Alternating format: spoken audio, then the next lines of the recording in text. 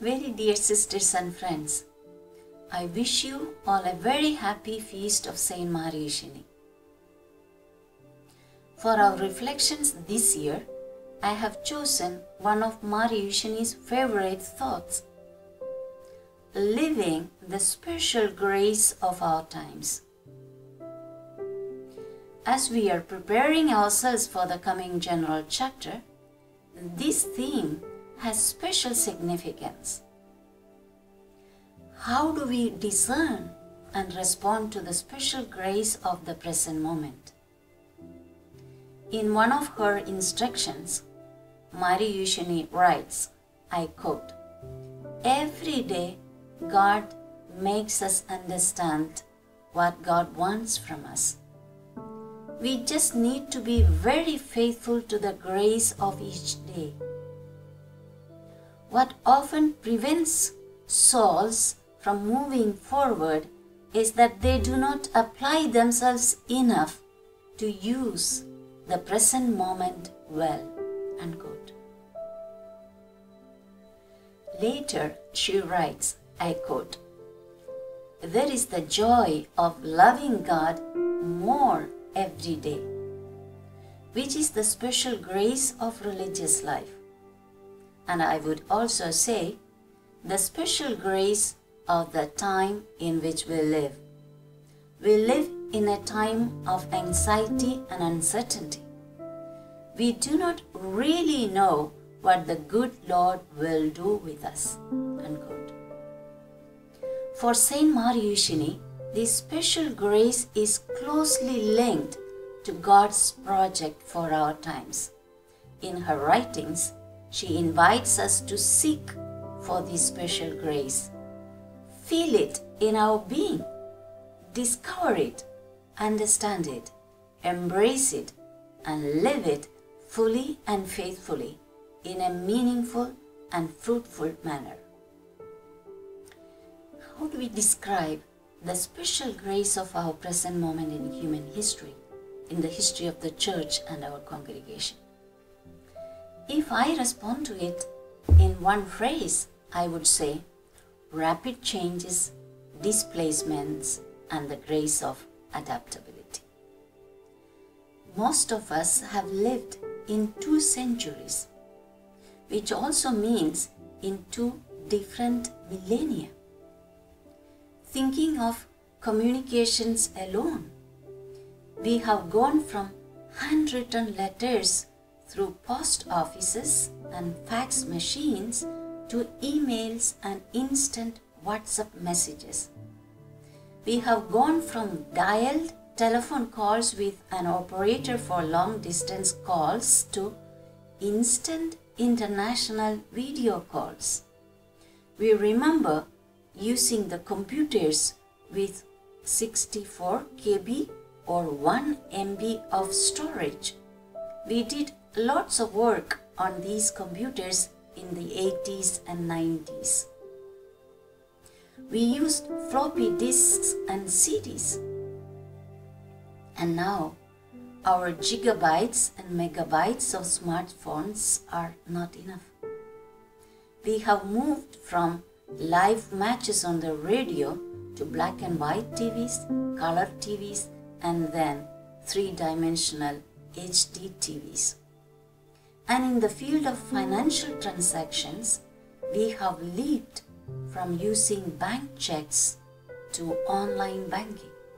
Moreover, the ever-evolving technology from the internet to the systems of artificial intelligence is now revolutionizing our daily lives with new possibilities.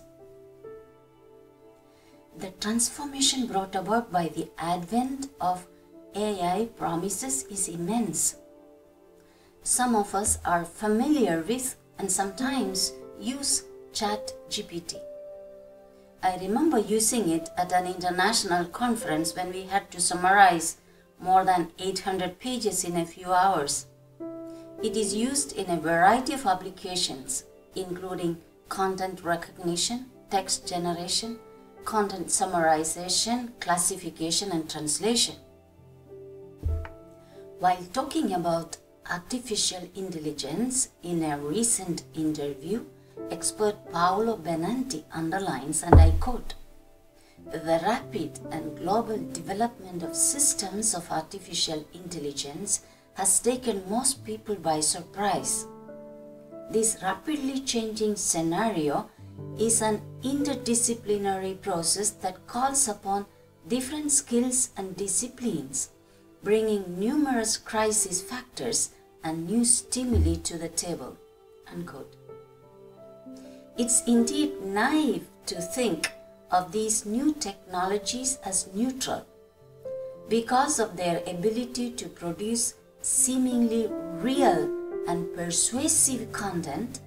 According to Benanti, artificial intelligences are potential players in influencing our cognitive domain or changing not only our thinking but also the way we think and act. In the same interview, he talks about a kind of confrontation between machines which seem to become more humanized every day and human beings who see themselves more and more as machines. We sometimes forget that we are embodied intelligences. The medium we inhabit, our body, is not just any hardware, and that makes all the difference.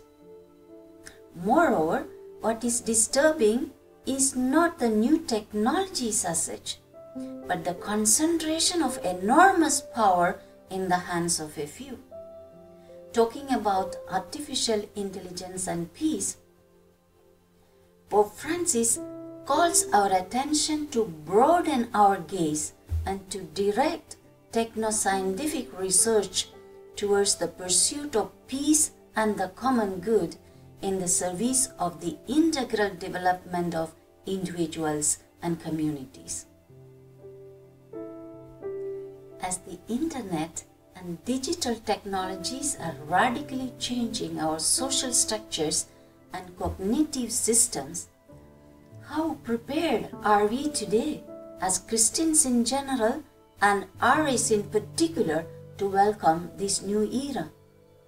What are the anthropological, spiritual, moral, and social implications of these technologies? How do they redefine our spirituality? How do they influence and reshape our way of life? How do they impact our mission of education and JPEGs? And how can we include the poor and less privileged ones in this transformative journey from the internet to artificial intelligence, which is set to usher in a new era of possibilities? I hope these reflections spark something in us.